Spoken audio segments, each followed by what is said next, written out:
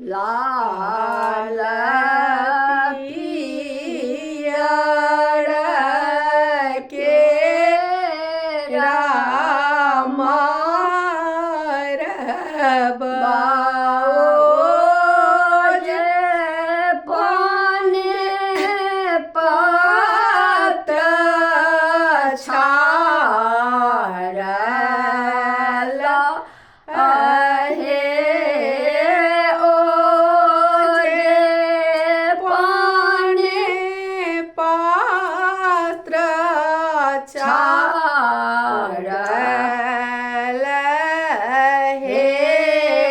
ताही मारब बैसला बड़का बाबा ओ जे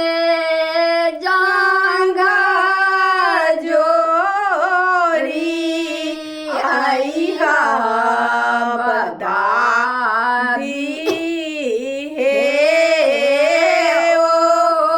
जे जांगा जोरी आइहा बाबी हे बोधी भाई बैसला हा बरुआ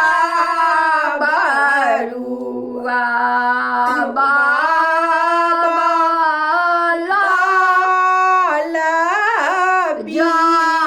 जानौआ दिया हे बाबी राजा नौआ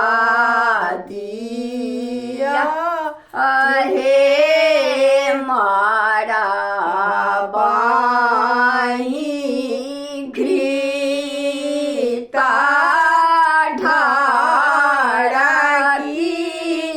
गेला ओ जे स्वर्गाई जोता भेल हे स्वर्गा